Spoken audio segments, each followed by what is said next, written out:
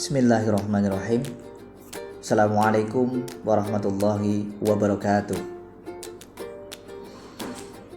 Alhamdulillahirrabbilalamin.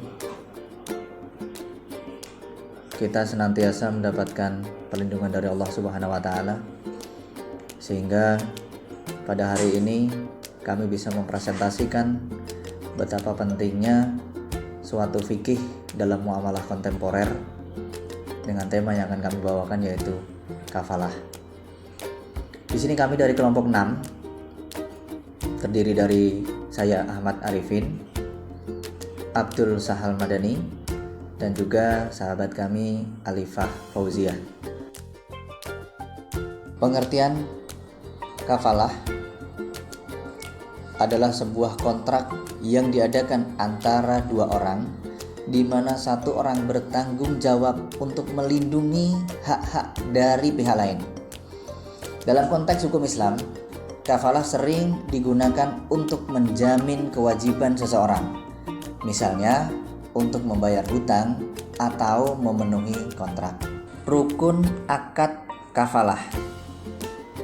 Yang pertama, adanya pihak kafil atau penjamin, adanya pihak makful atau yang dijamin, adanya objek jaminan yang dijamin oleh kafil, dan adanya kesepakatan antara kedua belah pihak yang disepakati dengan sukarela.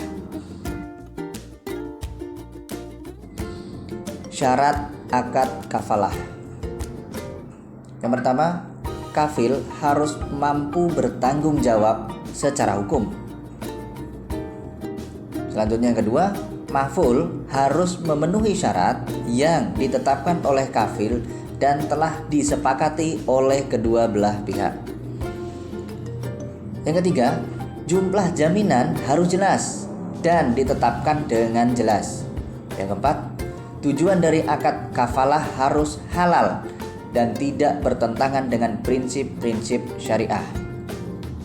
Selanjutnya yang kelima, adanya akad tertulis yang sah secara hukum, tidak ada unsur paksaan atau tekanan dalam akad kafalah. Dalam prakteknya, kafalah biasanya terjadi dalam konteks jaminan dalam perjanjian kredit atau dalam jaminan pembayaran tagihan.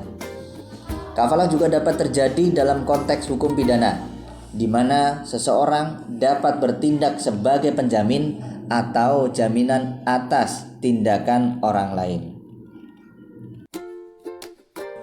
Selanjutnya adalah landasan hukum akad kafalah. Yang pertama itu ada Al-Quran.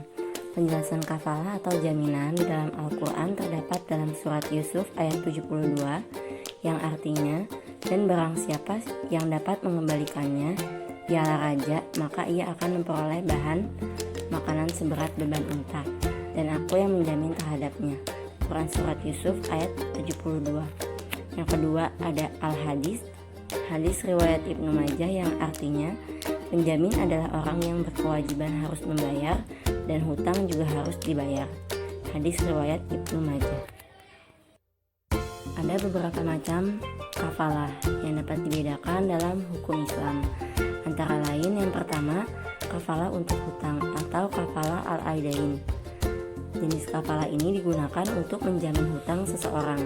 Dalam hal ini, kafil menjamin untuk membayar hutang jika si peminjam atau makful anhu tidak dapat membayar.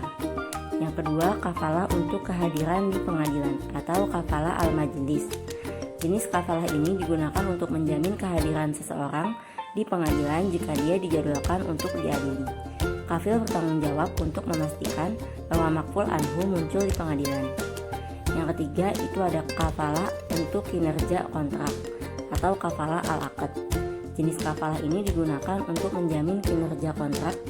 Dalam hal ini, kafil menjamin bahwa makful anhu akan memenuhi kewajiban kontrak telah disepakati. Yang keempat itu ada kafalah untuk ganti rugi atau kafalah ad-doman. Jenis kafalah ini digunakan untuk menjamin ganti rugi jika terjadi kerugian atau kerusakan. Dalam hal ini, kafil bertanggung jawab untuk membayar ganti rugi jika makful anhu tidak dapat membayarnya.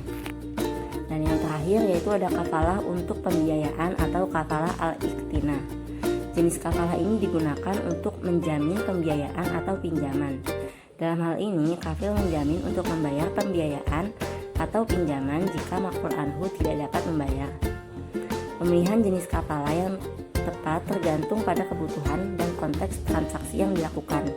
Namun, dalam semua jenis kafalah, kafil bertanggung jawab secara finansial jika makful anhu tidak dapat memenuhi kewajiban yang telah disepakati. Ada beberapa hal yang dapat membatalkan kafalah menurut hukum Islam. Antara lain, yang pertama, terjadinya perubahan kesepakatan antara pihak yang terlibat dalam kafalah. Jika terjadi perubahan kesepakatan mengenai tanggung jawab keuangan yang harus ditanggung oleh kafil, atau terdapat perbedaan antara kesepakatan asal dengan yang terjadi di kemudian hari, maka kafalah dapat dibatalkan. Yang kedua, terjadinya pembayaran hutang atau pemenuhan kewajiban oleh makful anhu. Jika makful anhu telah membayar hutang atau memenuhi kewajibannya, maka kafalah akan otomatis batal karena tidak lagi diperlukan. Yang ketiga, kafil meminta pembatalan kafalah secara sukarela. Kafil dapat meminta pembatalan kafalah jika merasa telah terlalu berisiko atau karena alasan lainnya. Yang keempat, terjadi perubahan status atau kondisi makful anhu. Jika makful anhu berubah status atau kondisinya sehingga tidak lagi memenuhi syarat untuk dijamin oleh kafalah, maka kafalah dapat dibatalkan. Dan yang terakhir, terjadinya keadaan yang di luar kendali kafil atau makful anhu yang menghalangi pelaksanaan kafalah. Contohnya seperti bencana alam atau perang yang menghambat pelaksanaan kafalah. Dalam prakteknya, pembatalan kafalah biasanya dilakukan dengan kesepakatan antara pihak-pihak yang terlibat.